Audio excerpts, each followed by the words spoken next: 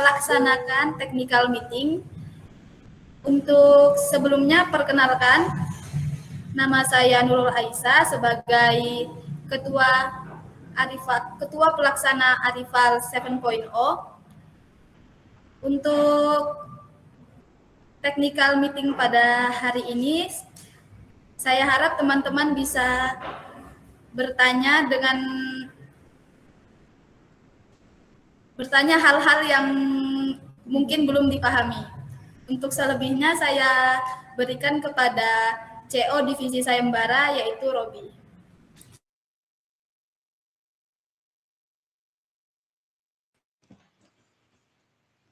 Sebelumnya, Assalamualaikum warahmatullahi wabarakatuh. Di sini saya di Sayembara 7.0. Di sini saya akan menjelaskan tentang TOR atau bisa disebut juga Term of Reference. Di sini saya bersama salah satu partner saya, yaitu Ica. Yang pertama di sini saya akan menjelaskan tentang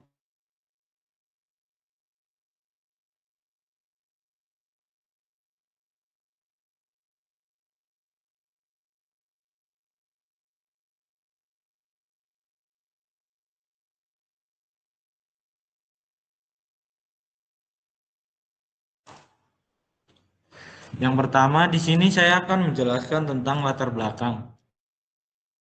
Yang pertama yaitu di sini perubahan iklim merupakan tantangan global yang semakin nyata, ditandai dengan meningkatnya suhu rata-rata bumi akibat akumulasi gas rumah kaca dari aktivitas manusia seperti pembakaran bahan bakar fosil, urbanisasi, dan eksploitasi sumber daya alam.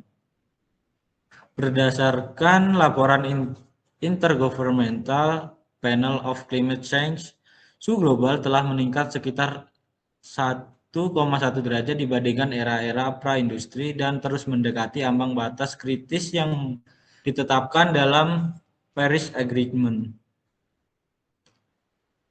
Plus 2 derajat menjadi titik krusial karena menandai perubahan signifikan dalam sistem iklim global. Kondisi ini ditandai dengan meningkatnya frekuensi gelombang panas, curah hujan yang ekstrim yang tidak menentu, kenaikan muka air laut, serta periode kekeringan yang lebih panjang. Dampak tersebut semakin terasa di kawasan perkotaan, di mana suhu lingkungan meningkat secara signifikan dan kenyamanan ruang publik menurun. Perkotaan lebih tinggi dibandingkan wilayah sekitarnya akibat aktivitas manusia dan karakter fisik kota. UHI umumnya meningkatkan suhu kota sekitar 2-5 derajat lebih tinggi dibandingkan dengan non-perkotaan, yang berdampak pada meningkatnya konsumsi energi untuk pendingin, menurunnya kualitas udara, serta berkurangnya kenyamanan hidup masyarakat. Dalam kondisi ini, arsitektur memiliki peran strategis sebagai solusi untuk merespons sekaligus memitigasi dampak tersebut.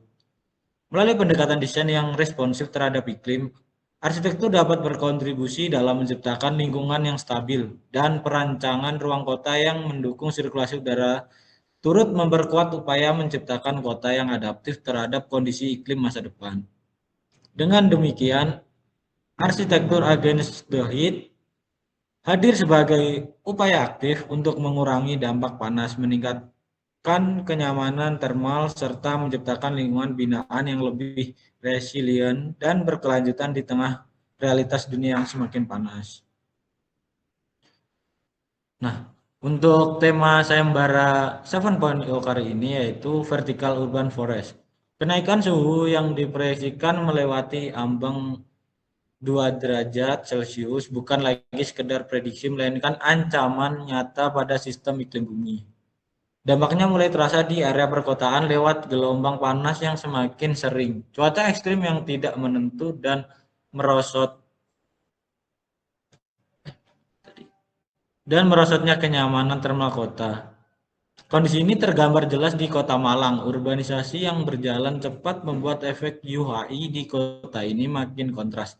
Data lapangan menunjukkan suhu permukaan di kawasan terbangun rata-rata menyentuh 28,32 derajat. Bahkan di titik terdapat seperti pusat kota, suhunya bisa melonjak hingga di atas 34,64 derajat. Secara statistik, ada hubungan linier yang mengkhawatirkan tiap kenaikan 0,1 pada indeks kawasan terbangun akan mendongkrak suhu sebesar 1,75. Melihat angka-angka tersebut, pembangunan gedung hunian jelas tidak bisa lagi memakai cara-cara lama. Disinilah konsep vertical urban forest mengambil peran, yaitu dengan mengintegrasikan vegetasi secara masif pada struktur bangunan tinggi melalui strategi pasif design untuk mendinginkan iklim mikrokota.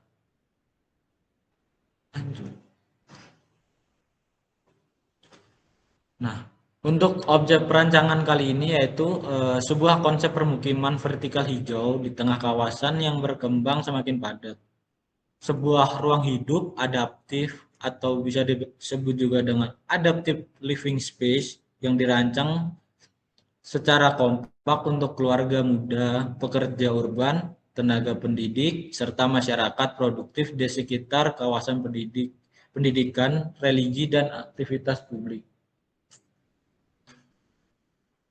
Menjawab tantangan keterbatasan lahan perkotaan yang terbatas dengan luas tapak berkisar 4.000 meter persegi kurang lebih, objek perancangan ini sengaja diarahkan pada pendekatan hunian yang vertikal, yang bisa disebut juga dengan vertical housing. Langkah ini diambil agar perancangan dapat mengeksplorasi fleksibilitas ruang secara maksimal, menghadirkan fungsi ruang yang efisien tanpa mengabaikan aspek kenyamanan termal maupun kualitas lingkungan sekitarnya. Sebagai wujud arsitektur against the heat, bangunan ini dirancang untuk merespon fenomena urban heat island melalui pendekatan vertical urban forest yang mampu menciptakan mikroklimat yang lebih sejuk, sehat, dan berkelanjutan. Tantangan utama dari objek ini adalah bagaimana kita mentransformasikan keterbatasan lahan menjadi sebuah oase hijau vertikal yang kompak dan hemat energi, namun memiliki performa ekologis yang tinggi dan menurunkan suhu kota masa depan. Melalui pendekatan ini, arsitektur mampu menjembatani kebutuhan hunian modern yang padat dengan keberlanjutan lingkungan yang lebih sejuk, sehat, dan berkelanjutan. Tidak sekedar menjadi tempat bernaung hunian, vertikal ini menghadirkan ruang hidup yang mendukung interaksi sosial. Selanjutnya yaitu ketentuan desain. Desain yang pertama di sini, desain harus mampu menyesuaikan dengan iklim tropis secara karakter sosial warga lokal. Yang kedua yaitu perancangan di sini difokuskan pada konsep vertical urban forest sebagai solusi hunian vertikal. Yang ketiga yaitu desain mampu menghadirkan ketenangan dan kesejukan di tengah hiruk-pikuk lokasi yang panas, padat, dan cenderung bising. Dan yang keempat, peserta di sini diberikan kebebasan dalam menentukan pendekatan desain melalui metode maupun eksplorasi bentuk arsitektur selama tetap sesuai dengan tema dan isu yang diangkat. Ruang harus dirancang fleksibel dan ramah bagi siapa saja, termasuk penyandang disabilitas, untuk saling berinteraksi maupun berefleksi. Yang selanjutnya itu menampilkan karya yang inovatif, punya karakter yang kuat, sehingga layak menjadi simbol baru ruang publik yang sehat di Malang. Dan selanjutnya itu keputusan juri bersifat mutlak dan tidak dapat diganggu gugat, dan memberikan kebebasan sirkulasi dan aksesibilitas pada pengunjung. Vertical urban forest atau vertical housing merupakan tipologi hunian vertikal yang kompak yang dirancang untuk menjawab tingginya kebutuhan papan di kawasan urban yang kian padat. Rancangan ini menekankan pada integrasi fungsi hunian dengan elemen vegetasi masif pada struktur bangunan guna meredam kenaikan suhu kota.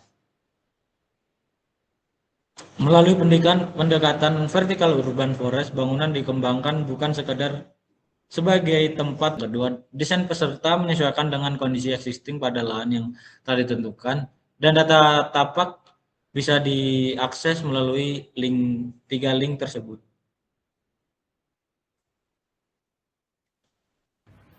Baik, selanjutnya saya akan melanjutkan tentang ketentuan karya.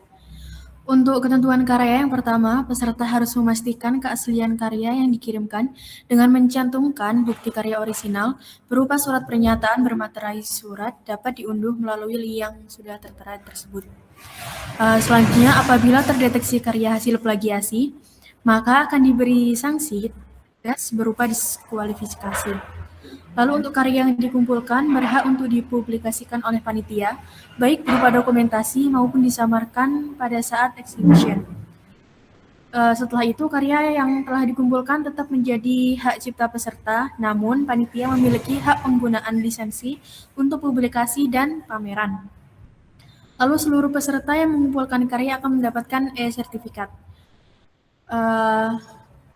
Lalu untuk ketentuan karya yang lain, selain orisinal, karya tersebut harus belum pernah dipublikasikan. Lalu karya tersebut tidak mengandung unsur sara dan branding produk atau jasa komersial. Lalu peserta dilarang mencantumkan identitas apapun di dalam poster, kecuali nomor peserta dan logo Arrival 7.0.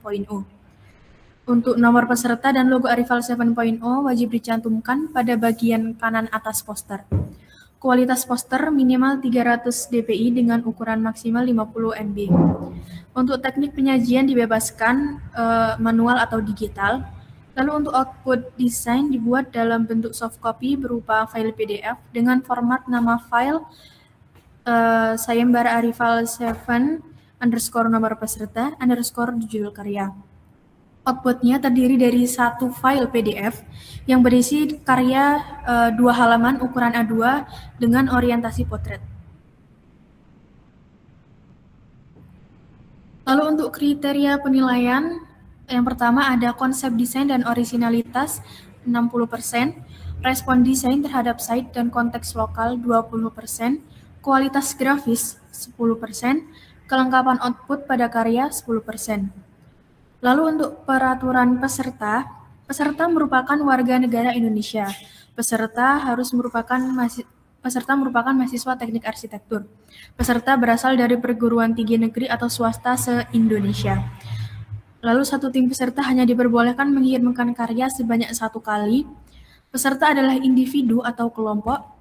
Untuk kelompok memiliki ketentuan yaitu jumlah maksimal 4 orang dengan rincian 1 ketua dan 3 anggota. Lalu untuk kelompok berasal dari perguruan tinggi yang sama, ketua kelompok harus mahasiswa jurusan arsitektur, anggota kelompok dapat berasal dari program studi apapun. Lalu untuk setiap peserta, baik individu maupun kelompok, bersedia menandatangani surat pernyataan orisinalitas karya bermaterai Rp10.000. Untuk registrasi, nomor peserta akan dikirim melalui email yang terdaftar dalam kurun waktu 2x24 jam setelah mengirimkan bukti pembayaran. Jika belum menerima nomor peserta dalam kurun waktu tersebut, peserta dapat menghubungi kontak person di bawah ini, yaitu Robi dan Sabta. Lalu untuk peserta diharuskan membayar biaya pendaftaran di awal pendaftaran pada link yang sudah tertera tersebut. Untuk diskon early bird yaitu Rp130.000. Untuk reguler Rp180.000 dengan mentransfer ke nomor rekening atas nama Gina Fauzia. Lalu untuk peserta melakukan registrasi dan mengisi form yang berisi scan atau foto bukti pembayaran, scan atau foto identitas diri KTM, atau bukti kemahasiswaan atau identitas lain yang menunjukkan data diri seluruh anggota, dan untuk umum dibuktikan dengan surat kelulusan dari instansi terkait. Lalu data singkat berisi nama kelompok, identitas anggota kelompok, yang itu nama, instansi, jurusan, nomor HP, dan alamat email. Lalu peserta diharapkan melampirkan bukti follow berupa file PDF bagi yang diskon early bird. Lalu untuk pengumpulan karya, yang pertama pengumpulan karya melalui Google Form, melalui link yang sudah tertera tersebut, menggunakan format sayembara Arifal 7 underscore nomor peserta underscore judul karya, format file PDF dengan kualitas minimal 300 dpi dengan ukuran maksimal 50 MB, surat orisinalitas dikumpulkan berupa file PDF dengan format Arifal 7 underscore nomor peserta underscore surat orisinalitas.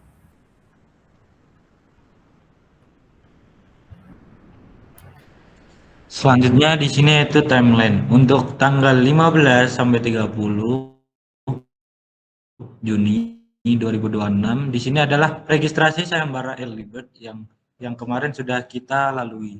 Dan selanjutnya itu tanggal 27 Juni di sini ada event kita yaitu pelaksanaan talk show pada kemarin.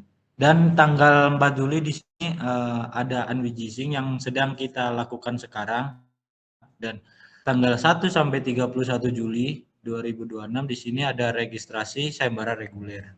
Dan tanggal 31 Juli nanti ada batas pengumpulan karya pada jam 23:59, dan tanggal 31 Juli sampai tanggal 2 Agustus akan adanya dicek kesesuaian format karya. Dan tanggal 4 sampai 8 Agustus 2026 di sini ada penilaian secara tertutup. Dan tanggal 10 Agustus nanti akan ada pengumuman 20 besar, dan tanggal 11 Agustus pengumuman 10 besar, dan tanggal 12 Agustus pengumuman 5 besar, dan tanggal 15 sampai 21 Agustus akan ada penentuan juara favorit, dan tanggal 22 Agustus di sini ada penjurian terbuka ya, yang nantinya akan diadakan yang masuk nominasi 5 besar.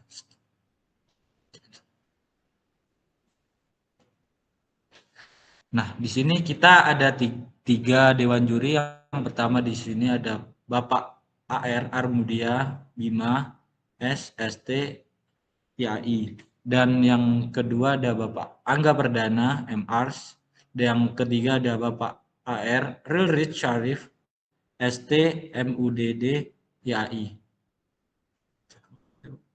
Nah, di sini kita ada beberapa nominasi, yaitu untuk juara 1, juara 2, juara 3, harapan 1 dan harapan 2. Dan ada juara favorit. Nah, untuk juara 1 di sini akan mendapatkan Rp4.500.000 serta sertifikat, dan juara 2 Rp2.250.000 serta sertifikat.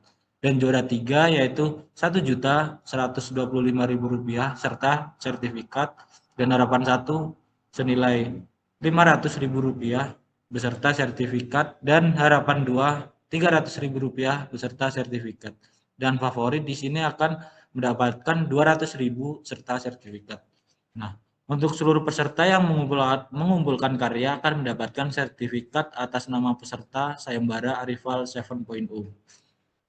Yang kedua, penentuan karya favorit akan ditentukan berdasarkan postingan IG dengan jumlah like terbanyak. Dan yang ketiga, peserta yang terpilih 20 besar akan mendapatkan sertifikat dengan gelar top 20, dan yang terpilih dalam 10 besar akan mendapatkan sertifikat dengan gelar top 10. Peserta yang terpilih dalam 5 besar akan mendapatkan sertifikat dengan gelar top 5, dan karyanya dipamerkan di Exhibition Arifal 7.0 pada Kamis 1 Oktober 2026 hingga hari Minggu 4 Oktober 2026 yang bertempat di Malang Creative Center. Peserta tidak diwajibkan namun memperkenankan untuk hadir. Segala karya yang dikumpulkan akan dipublikasikan melalui media sosial Arifal 7.0. Selanjutnya akan diadakan sesi tanya jawab. Untuk peserta bisa langsung ditanyakan jika adanya kebingungan atau yang perlu dipastikan, dipersilahkan.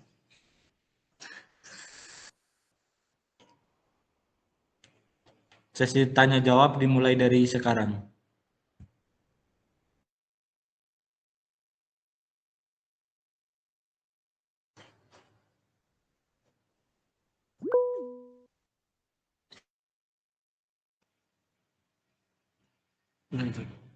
Oke, silakan Arta langsung ditanyakan.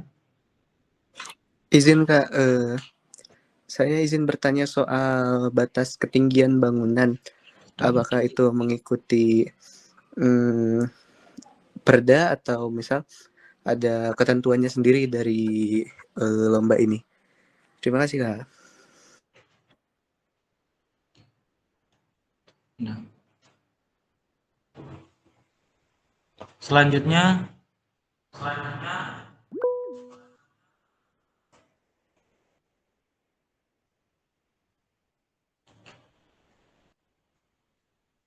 oh ya, jadi nanti kita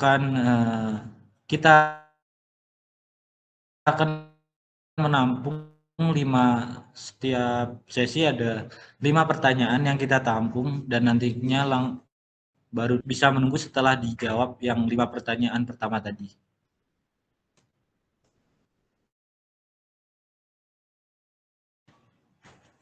Oke, Saudara Auliaul Munawaroh bisa langsung ditanyakan saja.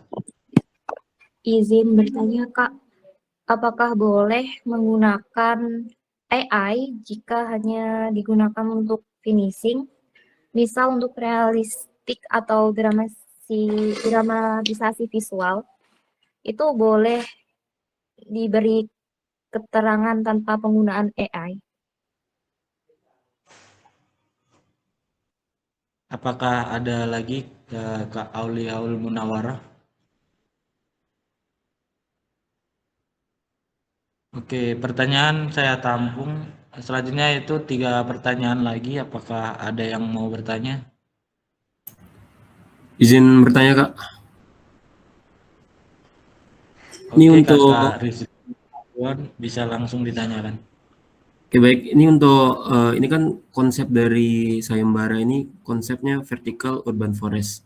Nah, kalau kita gunakan pendekatan yang dengan pendekatan berbeda gitu, selama tetap sesuai dengan tema utama sayembaranya itu bagaimana ya Kak? Oke, terima kasih Kakak Rizlul Afwan. Apakah ada lagi yang mau ditanyakan?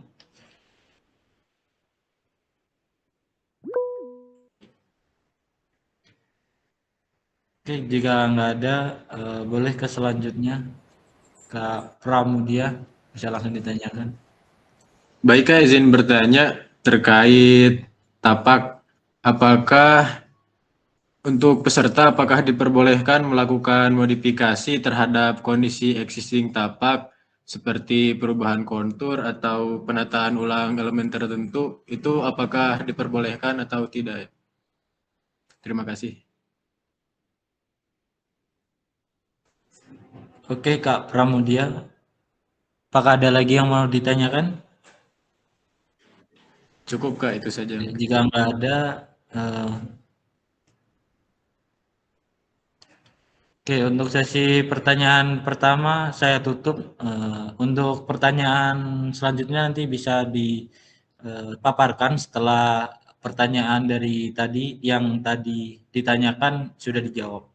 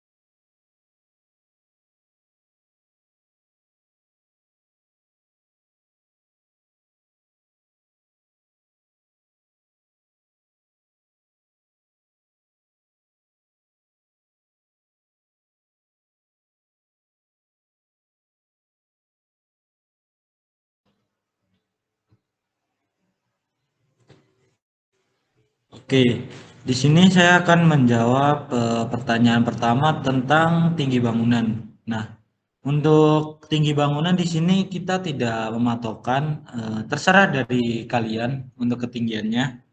Dan untuk pertanyaan selanjutnya yaitu apakah peserta diperbolehkan menggunakan konsep vertical urban forest dengan pendekatan desain yang berbeda selama tetap sesuai dengan tema utama sayembara?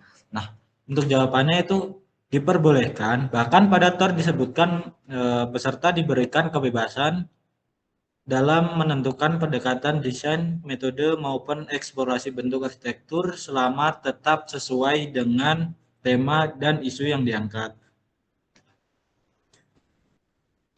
Nah, selanjutnya untuk pertanyaannya Kak Aulia di sini yaitu tentang AI. Apakah boleh menggunakan AI jika untuk finishing? Apa boleh tidak diberi keterangan penggunaan AI?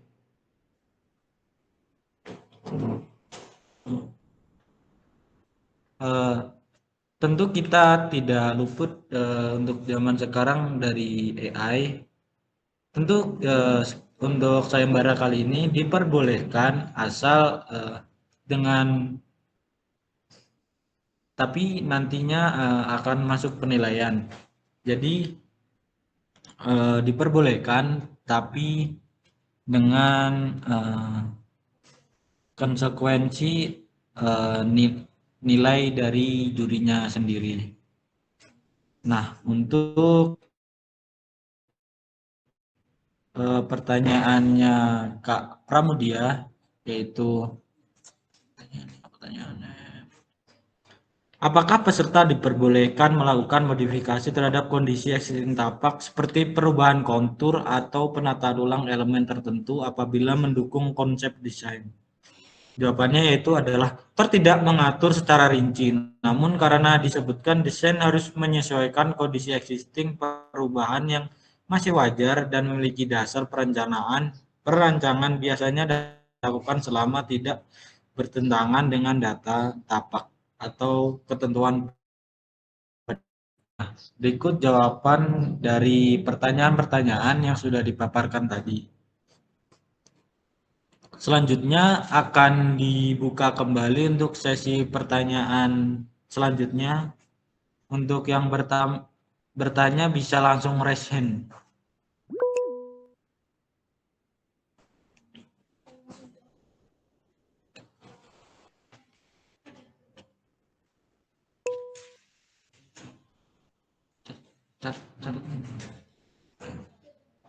Oke, untuk Kak Kiara Asga, boleh langsung on mic atau langsung dipaparkan? Ya, baik. Makasih. Jadi mau nanya, kan berdasarkan TOR, output desain yang diharapkan itu kan vertical urban forest atau vertical housing ya. Jadi apakah terdapat ketentuan mengenai kapasitas atau jumlah pengguna yang harus diakomodasi? Misalnya jumlah unit hunian atau jumlah kepala keluarga, atau kalau enggak, apakah terdapat acuan atau persentase tertentu terkait proporsi antara luas ruang hunian dengan ruang hijau atau vegetasi yang perlu dipenuhi dalam desain? Sekian, Kak. Oke. Terima kasih Kak Kiara Aska. Untuk pertanyaan selanjutnya itu Kak Fakrul Rozi, bisa langsung dipaparkan? Baik Kak, saya izin bertanya. Kemarin itu saya baca TOR itu untuk anggotanya hanya 3 orang Kak. Dan ini saya lihat ada pergantian jumlah anggota di TOR-nya. Apakah itu kami bisa menambahkan anggota atau udah nggak bisa Kak? Soalnya saya tuh kemarin waktu pendaftaran masih membaca TOR yang 3 anggota itu Kak. Baik, itu aja Kak. Oke.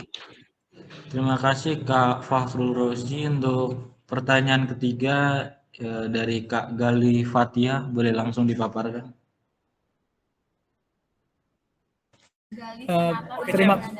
Terima kasih Kak kesempatannya. Buat yang pertama aku mau nanya terkait angka-angka regulasi itu terkait KDB, KLB, KDH dan sebagainya itu apakah ada dari panitia untuk site yang ini? Terus yang kedua tadi mungkin terkait sama pertanyaan Mbaknya sebelumnya, kalau tadi terkait jumlah penghuni dan lain-lain mungkin apakah ada program ruang yang harus ada di desain kita gitu. Soalnya kan ini di tornya belum ada. Terima kasih. Oke.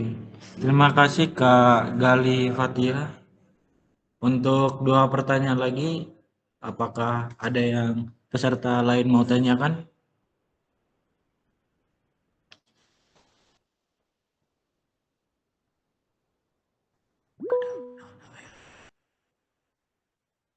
Oke, Kak Aksan Fariski boleh langsung dipaparkan. Oke, terima kasih Mas. Mungkin ada 2 pertanyaan ya. Yang pertama tadi udah ditanyakan lewat kolom chat.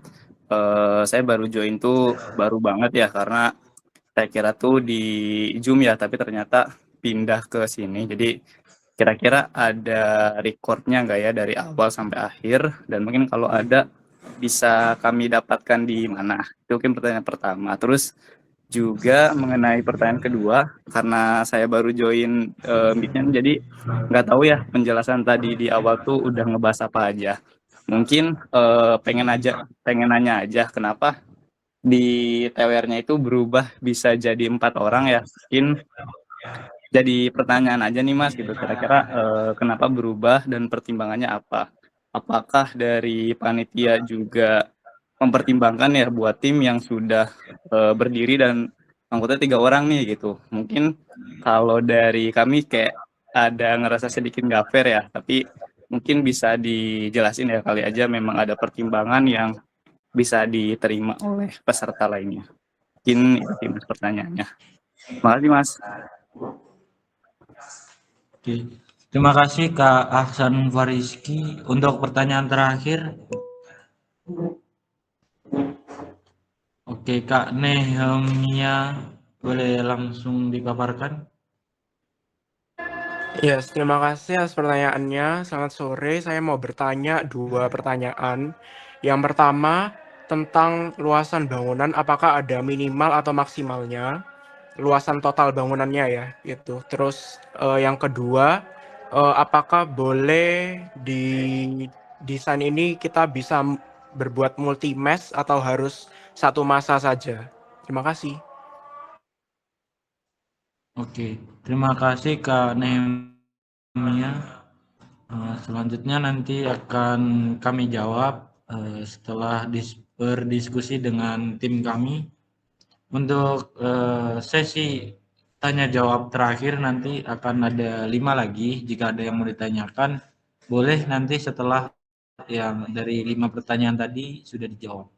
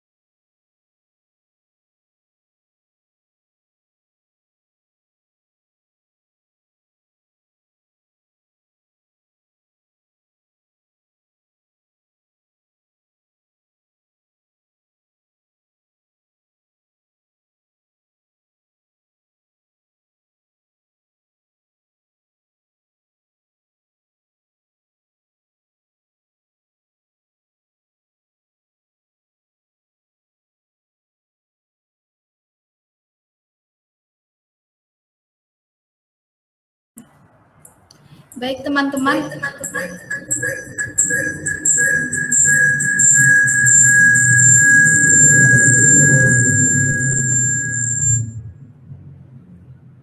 untuk sesi pertanyaan kedua akan saya jawab mungkin dari pertanyaan pertama.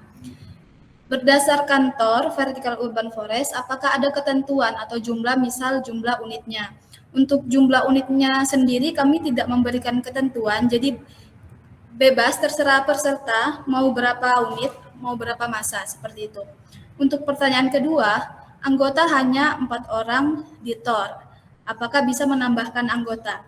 Sebelumnya kami dari panitia memohon maaf jika ada perubahan dari kami karena terdapat miskomunikasi. Untuk sekarang diperbolehkan 4 orang, jadi 4 orang itu udah beserta 1 ketua. Jika tadi dikatakan tidak fair dan segala respon dari teman-teman, untuk peserta yang sudah mendaftar dan ingin menambahkan pesertanya, misalkan kemarin mendaftarkan 3, ingin menambahkan 1, itu diperbolehkan jika mengkonfirmasi terlebih dahulu kepada panitia. Mungkin bisa menghubungi Kak Robi atau Kak Sabta yang nomornya sudah tertera. Terus pertanyaan ketiga, regulasi KBB, KLB, dan GSB itu dari teman-teman, jadi panitia tidak menentukan, dari teman-teman dan mengikuti persyaratan di Kota Malang. Jadi bisa di-searching buat regulasi ketentuan di Kota Malang seperti apa. Dari panitia tidak menentukan. Lalu untuk kakak yang baru join, apakah ada record dari awal sampai akhir?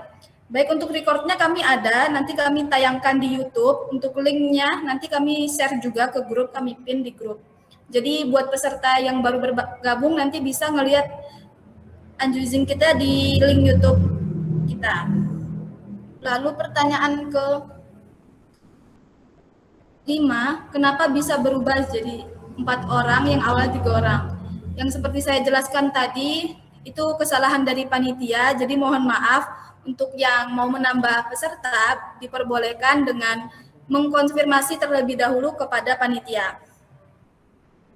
Lalu pertanyaan ke-6, minimal dan maksimal luasan total bangunan, itu untuk masa dan segala kayak RTH segala macam itu buat peserta, dipersilahkan untuk peserta berkreasi dan tapi tetap mengikuti ketentuan dari Kota Malang sendiri. Lalu pertanyaan ke-7, apakah boleh membuat multimas atau harus 1 masa? Jawabannya boleh, jadi dibebaskan untuk peserta berkarya. Mungkin itu saja. Saya kembalikan ke Kak Robi.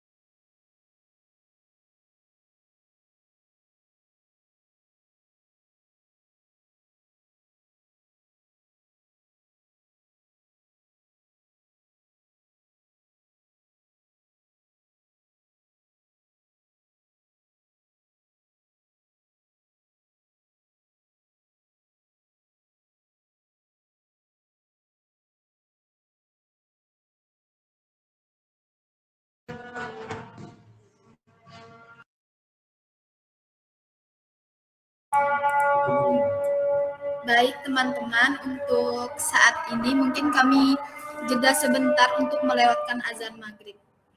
Terima kasih atas pengertiannya.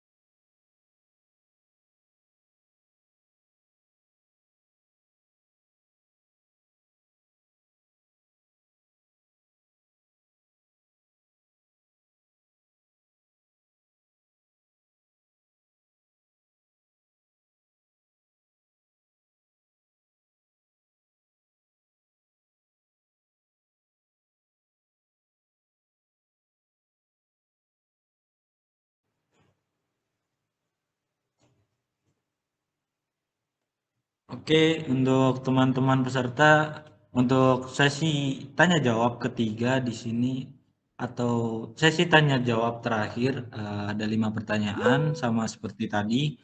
Untuk pertanyaan bisa langsung dipaparkan. Oh iya, untuk Kak Galih Fatihah ada yang ditanyakan lagi? Oke, baik. Terima kasih kesempatannya, Kak. Tadi kan terkait yang angka-angka regulasi tadi diminta dari peserta ya. Nah, kami itu udah coba nyari tadi sebelum unwinding ini. Terkait dokumen-dokumen KDB, yang menjelaskan KDB, KLB, dan lain-lain itu ternyata susah ya untuk tapak yang ada di Kecamatan Pakis, Kabupaten Malang gitu. Nah, itu kami nggak bisa nemuin gitu. Nah, itu mungkin gimana ya, maksudnya enaknya mungkin juga biar desain setiap tim juga setara gitu ya, mungkin enaknya biar dari panitia aja gitu menentukan angka-angka regulasinya gitu. Itu sih, terima kasih. Terima kasih Kak Gali. Untuk pertanyaan kedua, apakah ada untuk dari peserta lain?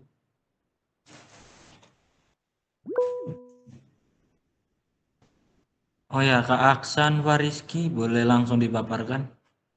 Oke, makasih ya Mas atas kesempatannya. Tadi mengenai pertanyaan kedua, mungkin mohon maaf ya buat semua panitia. Jadi saya rasa kayak jawabannya tuh agak kurang memuaskan ya. Karena kalau ngomongin miskom tuh kami juga memaklumi ya, kita sama-sama panitia gitu. Hal kayak gini tuh ya sangat mungkin terjadi gitu, miskom antar satu divisi atau panitia gitu. Mungkin yang jadi pertanyaan saya, kan dari miskom ya tadinya 3 peserta menjadi 4 peserta gitu.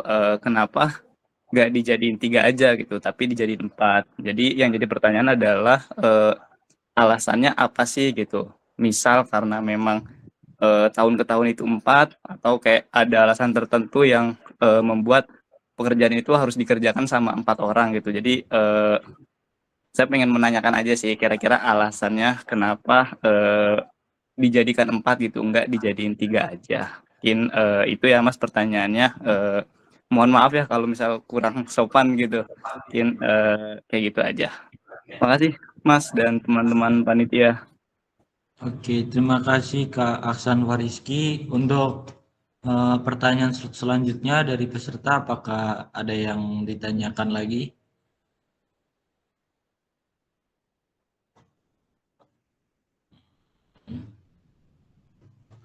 Oh ya, untuk teman-teman yang ngirim pertanyaan di pesan, saya anjurkan untuk langsung ditanyakan secara lisan atau raise hand dengan langsung ditanyakan, langsung dipaparkan saja.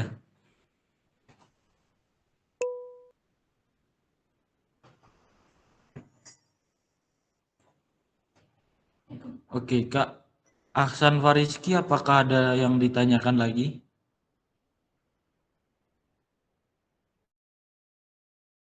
Ah, ya. Untuk selanjutnya Kak Ervan di sini, silakan Kak, jika ada yang ditanyakan langsung dipaparkan.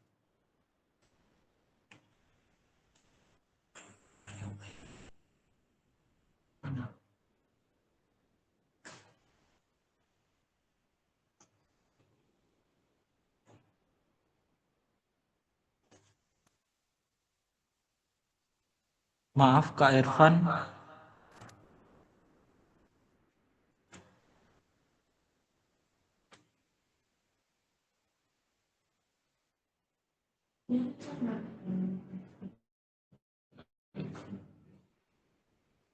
Untuk peserta lain, jika ada yang ditanyakan bisa langsung dipaparkan.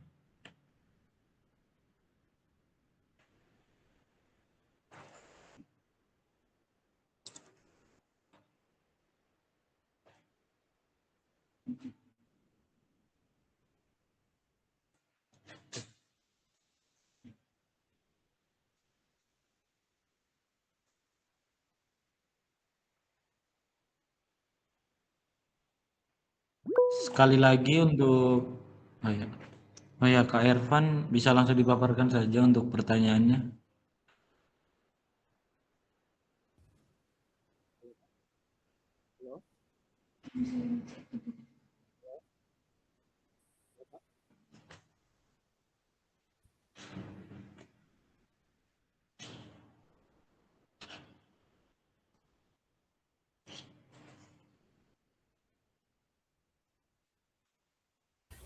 Izin menjawab, Kak. Saya temannya Mungkin Ervan.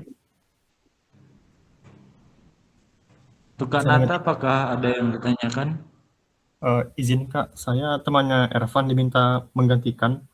Jadi Ervan Iya. bertanya, bolehkah ada basement, fasilitas komersial, dan pengumpulannya apakah itu di jam Wita? Sekian, terima kasih, Kak. Oh ya, terima kasih Kak Nata.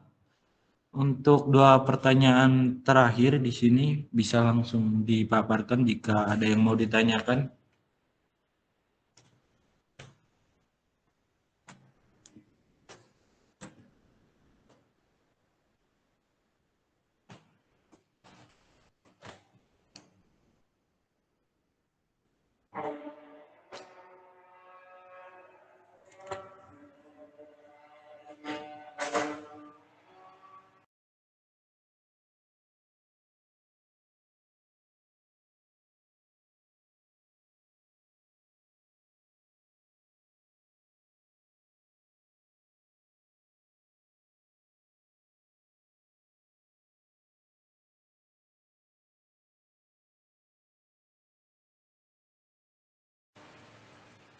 Saya tanyakan sekali lagi untuk peserta, apakah ada yang ditanyakan lagi?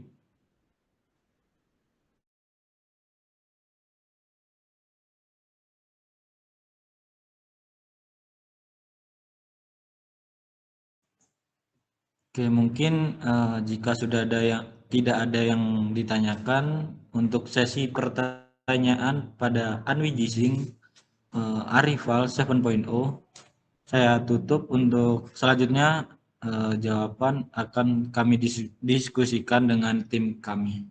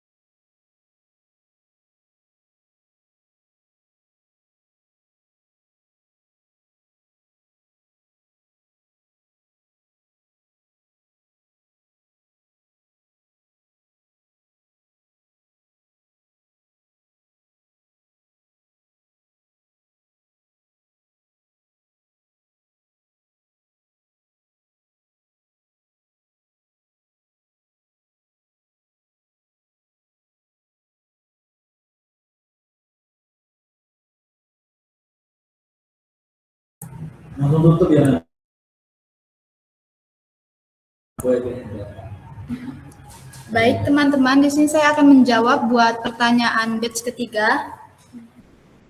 Untuk regulasi KLB dan lain-lain susah ditemukan di daerah Pakis atau Kabupaten Malang. Terus disarankan untuk sama dari panitia. Jadi untuk ketentuan di TOR, jadi Kak, teman-teman bisa melihat ketentuan regulasi tersebut. Jika tidak ada di Kabupaten Malang, diperbolehkan untuk dari Kota Malangnya tersendiri. Jadi jika di Kabupaten Malang susah untuk mencarinya, dipersilahkan menggunakan data yang di Kota Malang. Jadi panitia tidak menyediakan buat data-data dari regulasi tersebut. Lalu untuk alasan kedua, pertanyaan kedua, kenapa bisa dijadikan 4 orang? Apakah memang dari tahun ke tahun? Jadi yang seperti kami bilang tadi sebelumnya, kami mohon maaf sebesar-besarnya kepada panitia, kepada peserta Elbit yang telah mendaftar. Ini pure dari kesalahan panitia, jadi pertimbangan yang kami ambil tersebut telah kami diskusikan. Jadi itu memang dari tahun per tahun 4 orang dengan 1 ketua. Jika dirasa anggotanya kurang, misalkan kemarin baru daftar 3, kami mengizinkan karena ini pure kesalahan dari panitia, kami mengizinkan untuk menambahkan pesertanya atau anggotanya menjadi 4 dengan syarat konfirmasi terlebih dahulu ke panitia.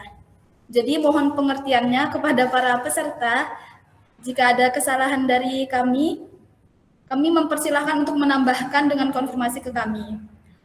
Lalu untuk pertanyaan ketiga, bolehkah ada basement atau fasilitas komersial?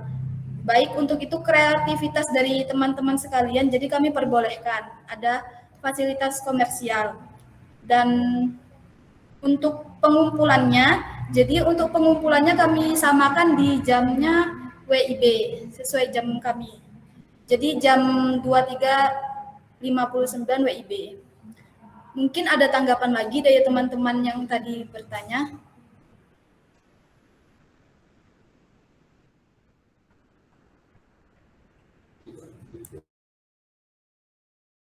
Baik, terima kasih atas jawabannya, Kak. Jika tidak ada dan mungkin ada yang dibingungkan, bisa langsung tanya ke grup WhatsApp saja. Mungkin saya akhiri sampai sini, kurang lebihnya mohon dimaafkan. Dari panitia mohon maaf sebesar-besarnya jika ada kesalahan atau miskomunikasi dari panitia. Selamat malam, wassalamualaikum warahmatullahi wabarakatuh. Waalaikumsalam warahmatullahi wabarakatuh.